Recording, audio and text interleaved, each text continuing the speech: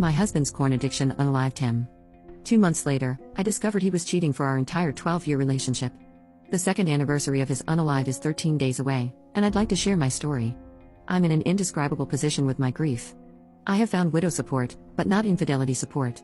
I'm sorry for the length. Dave and I were together since we were 18, we dated for 6 years, and have been married for 6 years. We shared an incredible connection, our personalities and interests clicked so well. I've never felt so right with a person. I was convinced we were soulmates. I was deeply in love with him, and honestly, a part of me still is. I never saw any signs that he was cheating. Our relationship was great for several years. We got married, became completely obsessed dog parents, and spent pretty much every waking moment together. We were happy. Things started to go dark when he began struggling with alcohol. I noticed things that weren't right and tried to talk with him about it. He would get incredibly drunk and beg me for help with his addiction, only to gaslight me the next day. This went on for a few years until he was able to get sober. I was proud of him at the time, but I didn't realize he had swapped one addiction for another. I did notice changes in him. He became irritable, depressed, and developed permanent dark circles under his eyes. He was distant and I felt emotionally disconnected from him. He stopped initiating intimacy and seemed like his mind was somewhere else whenever we did go under the sheets.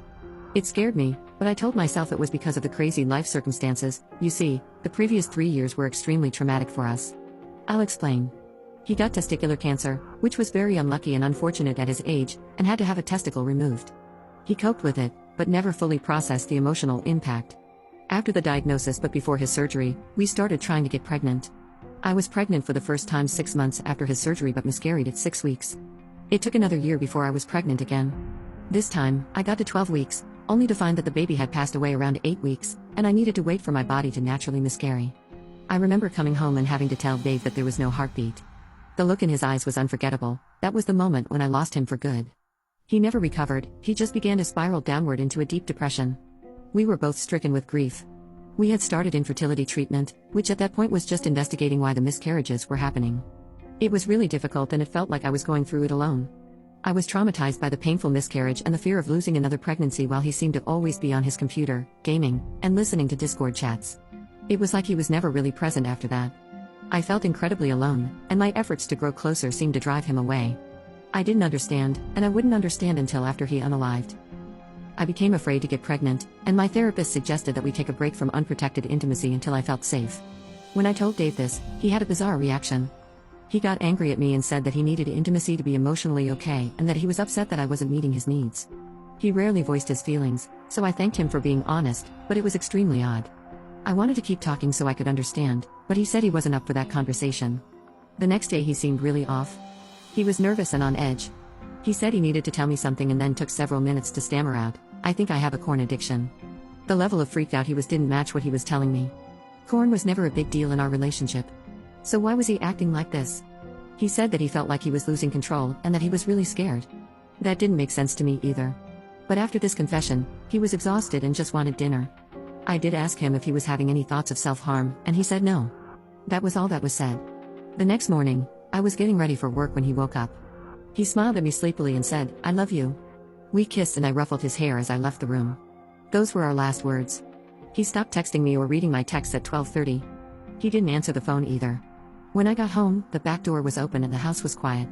I stepped outside and found him in the garage. He was unalived. He unalived himself with a rope, and his shorts were pulled down, exposing him. His phone was on the ground next to his right hand, screen shattered. It was an accidental unalive by autoerotic asphyxia. For those who don't know, IA is a dangerous method of pleasure. By cutting off your air supply, brain cells begin unaliving and it creates a sense of euphoria. Unfortunately, this was right up Dave's alley, as he loved the thrill of danger in his intimate fantasies. I just never thought he would engage with actual danger. So that's how I found out that he had a corn addiction. Pieces started falling into place as my world was falling apart. I lived with my parents for a while, just existing as a shell. I desperately wanted to understand his unalive and why he would do something so dangerous. I couldn't get his phone unlocked, but I could view his Google history, which was remarkably clean. Why didn't he keep a search history? Why was location history turned off? Why did he never once tell me the password to his phone? You see where this is going. My searching eventually led to the discovery that he had a VPN subscription, and that he had Cash Apped a woman $10. He was still logged into a single corn website. His profile on that website used a Yahoo email address that I'd never seen before. So I went to Yahoo, typed in the email address, and entered the only password of his that I knew, and it worked. I was in. My heart was beating fast as I skimmed email titles. Grindr, Ashley Maddie daughter, OnlyFences, other sites I'd never heard of, and finally Creeps List. The emails went back to our junior year of college. I was shattered. There were multiple posts complaining about me, how I wasn't good at intimacy and I wasn't fun in bed. Mind you, this is after 12 years of me engaging in his kinks to the best of my ability. It stung to read that he never appreciated me. Some said that I was amazing in every way except intimacy, so he needed an outlet to stay in the relationship. I also found hundreds of chat logs on Discord, Skype, Facebook Messenger, and Telegram. He did a role play with one man where he pretended to be hypnotized to forget all about me. As the role play got more intense, they said they loved each other and pretended Dave was going to move across the country for him. Another was an older woman while we were in college. He was texting her while I was asleep next to him. Then, while we were married, he had an online relationship with a college student. There are just too many of these to count. I confessed my discovery to his mother, which might sound weird, but we were very close. She went strangely silent. And then she slowly said, "I thought he stopped doing that." Excuse me. What?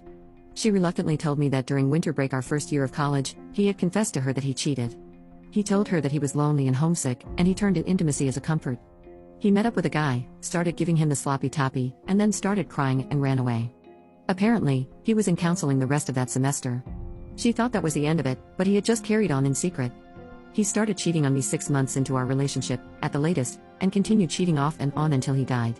The last messages on his phone are intimate role-playing on Discord. It feels like I lost him twice. When he unalived, I lost our future together. And when I discovered his cheating, I lost our past. Nothing I knew was true. It's giving me a headache. I clearly can't trust him with how thoroughly he lied to me and covered his tracks. But his struggle with porn addiction seems to be genuine. There are so many moments that he truly, truly loved me. But also, he cheated on me for our entire relationship. I'm a grieving widow and a betrayed spouse. I love him deeply and I'm agonizingly hurt. It all blends together, and sometimes I don't know if I want him back to kiss him or to slap him. How do you reconcile betrayal from the one you trust the most when you can never talk to them again?